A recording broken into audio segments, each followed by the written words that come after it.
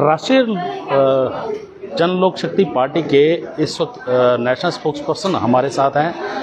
इनकी क्या डिमांड्स है? आज इन्होंने प्रेस कॉन्फ्रेंस रखी है। कहा जाए तो जिस प्रकार से तिरंगे को लेकर विपक्षी पार्टियां सवाल उठा रही हैं और इनका इस पर क्या कहना है? सर क्या कहेंगे आप? सराफ साहब आप क्या कहेंगे? मैंने पूरा क्वेश्चन सुना नहीं। जो तिरंगे को लेकर विपक्षी पार्टियां लगातार सवाल उठा रही हैं, आपका इस पर क्या कहना है? उसमें क्या सवाल उठा रही है? वो खुलकर बोले ना, अगर विपक्षी में दम है तो आपके मीडिया के माध्यम से, वो अगर उनमें दम है तो खुलकर बोले हम नहीं मानते देश का तिरंगा, खत्म। वो क्या सवाल उठा रही है? हम नहीं लगाएंगे घरों में, तो नहीं लगाए। इलेक्शन के टाइम पता लग जाएगा देश की जनता क्या चाहती है। ये हर तिरंगा किसी नेता का नहीं है, ना किसी पार्टी का है, ये हर एक देशवासी का है, 135 करोड़ लोगों का है। लेकिन वो मान नहीं रहे हैं कि ये तिरंगा जो है, वो कह रहे हैं कि अगर जबरदस्ती थोपा जा रहा है तिरंगा उनको लगाने के लिए। कहना क्या चाहते हैं? हम देशवासी है भाई, हर एक देशवासी कश्मीर से लेकर कन्याकुमारी तक अपने घर में तिरंगा चढ़ाएगा, और इसमें कोई ज़बरदस्ती नहीं है, दिल से चढ़ाते हैं, दिल से लोग चाहते हैं। तो इसमें कोई, आई डोंट फील कि it is such type of an issue which we should discuss. Even though हम तो कंग्रेचुलेट कर रहे हैं ऑनरेबल प्रधानमंत्री को, उसने लोगों के बीच में ये डाल दिया कि हर घर में तिरंगा। हम चाहते हैं कि अगर हर घर में तिरंगा की बात है, हमारे जम्मू कश्मीर में, इन पर्टिकुलर कश्मीर वैली में इंटीग्रेशन हो गया 370-35 के बाद में 2-2 साल के लिए कम से कम सेंट्रल गवर्नमेंट के जितने भी एम्प्लॉयज हैं उनको 2-2 साल के लिए कश्मीर ट्रांसफर करो और इंटीग्रेट करो और कल्चरल को आपस में चेंज करो और एक माहौल खूबसूरत बनाओ। उससे ज़्यादा पीसफुल क्रिएट हो जाएगा एटमॉस्फेयर, और जो वो डर कुछ खोप रहता है कहीं कहीं सेक्शन में, वो सब खत्म हो जाएगा। मेरे को लगता है उसके बाद में पीएम पैकेज के जो मेरे बच्चे हैं वो भी खुले दिल से खुले दिमाग से वहाँ।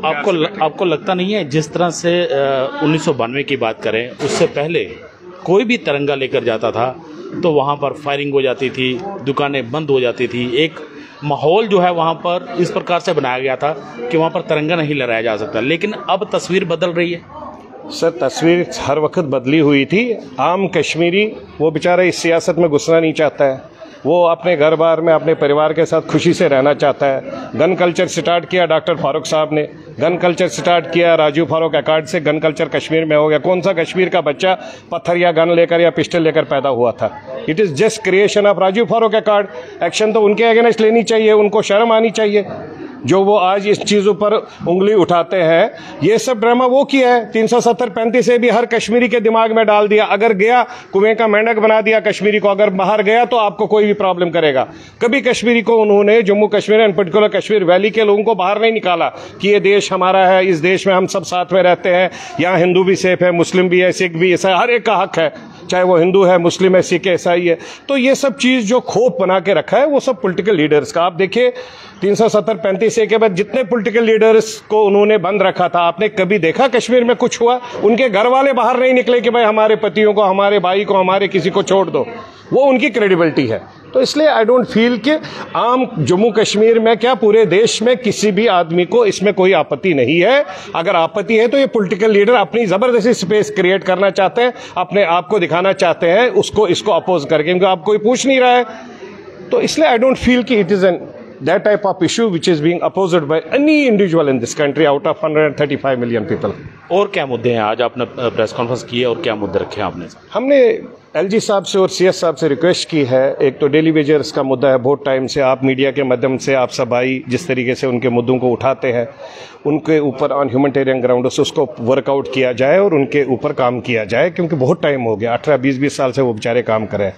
उसके साथ में और एक बहुत बड़ा मुद्दा है, ऑलरेडी जो फॉरेस्टर्स है, जो फॉरेस्टर है वो पिछले 5 साल से कैबिनेट ऑर्डर के तहत, उनको टेक्निकल लोग हैं, इंजीनियर है, फॉरेस्टर है, ये सब टेक्निकल एजुकेशन के बाद बेचारे आए हैं, 4-4 साल पढ़ के आए हैं, उनको एम्प्लॉय किया गया थ्रू कैबिनेट नोट। एम्प्लॉय करने के बाद जब उनको साथ में रखा गया, उसके बाद में क्या किया गया, 5 अगस्त को उनके 5 साल पूरे हो रहे हैं। उसमें प्रॉपर ऑर्डर, मेरे पास ऑर्डर कॉपी है, प्रॉपर ऑर्डर में लिखा है 5 साल के बाद में अगेंस्ट वैकेंट पोस्ट्स आपको हम लोग रिक्रूट करेंगे।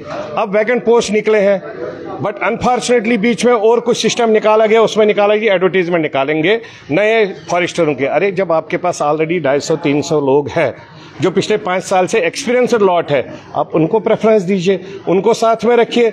उनको अगर आपने प्रॉपर प्रोसेस को देखना है, उसमें एक रिक्रूटमेंट प्रोसेस स्टार्ट कर लीजिए इंटरव्यूज के टाइप से। ऑलरेडी वो एक्सपीरियंस्ड लॉट आपके साथ है, वो हमारा एक। और तीसरा हमारा और एक मुद्दा है जो शिया बरादरी के, आज उन शिया भाइयों का बड़ा दिन भी है, हम उसमें गुजारिश करना चाहते हैं, जब रिजर्वेशन की बात है तो शिया भाइयों के लिए कॉन्फिडेंस बिल्डिंग मेजर के लिए देयर शुड बी कम से कम 2% reservation in central government jobs for them, जिससे उनकी, क्योंकि वो हर वक्त खड़ा रहते हैं, इंटीग्रेट की जहां पर बात है सबसे पहले वो रहते हैं, तो हम इसलिए उनके लिए भी बात करना चाहते हैं कि उनको भी यूटी गवर्नमेंट उस नज़र से देख ले। तीसरी बात है पीएम पैकेज के बच्चे जो भूख हड़ताल पर या हड़ताल पर बैठे इतने टाइम से, ये रेस्पॉन्सिबिलिटी है यूटी गवर्नमेंट की, एक प्रॉपर टीम क्रिएट करे जिसके माध्यम से उन बच्चों के साथ बैठ के उनके जो जेन्युइन इश्यूज है उसको एड्रेस करे और उनको मनाए, क्योंकि वो बच्चे हमारे अपने हैं, वो बच्चे हैं जो एम्बेसडर्स थे कम्युनिटी के, जो एम्बेसडर्स थे पूरे कंट्री के कश्मीर में पिछले 13-14 साल से। वो 14 साल से वहां से नहीं निकले, लेकिन जब आज ऐसा एक, आज से 6 महीने पहले, 5 महीने पहले ऐसा एक माहौल बना जहां पर कोई बच्चा ऑफिस में मारा गया, तब वो डर गए। अगर उसको सड़क पर कहीं पर मारते तो सोचा जाता कि शायद उसकी कहीं गलती होगी, कोई कुछ हो। जब ऑफिस में मारते हैं, स्कूल में मारा, तो तब वो बच्चे बेचारे डर गए, इसलिए वो उठ के यहाँ पर आ गए। तो ये हमारी आपकी रेस्पॉन्सिबिलिटी है, गवर्नमेंट की रेस्पॉन्सिबिलिटी है, उनको समझाए, उनको कॉन्फिडेंस वापस क्रिएट करे, confidence building measure CBM create करके उनको वापस भेजे प्यार से, उनके हिसाब से उनको समझा के। एक चीज़ और पूछना चाहूँगा सराफ साहब, आप कहते हैं कि तिरंगा जो है वो अच्छी बात है, प्रधानमंत्री ने लाया है, हर घर में तिरंगा होना भी चाहिए। दिल में अगर कोई तिरंगा नहीं उठाता है तो क्या उसकी उसका राष्ट्रवादी होना, उस पर सवाल उठाता है? नहीं, कैसे सवाल उठाता है? हर घर में, मैं कहूँ हर एक के दिल में तिरंगा है, जिसको मिल जाएगा वो लगाएगा घर में, जिसको नहीं मिलेगा, अगर उसे लगाया भी नहीं तो मेरे को नहीं लगता उसके अगेंस्ट कोई पीएससी या कुछ और कोई लगा, ऐसा कुछ नहीं है। गवर्नमेंट ने नॉर्मल वे में, ऑनरेबल पीएम ने बोला नॉर्मल वे में कि हर घर में तिरंगा लगना चाहिए। अब जिसके पास होगा वो लगाएगा, जिसके पास अगर नहीं है तो उसका थोड़ी हम मतलब है कि वो देशवासी नहीं है, वो तो आपसे मेरे से बड़ा देशवासी है।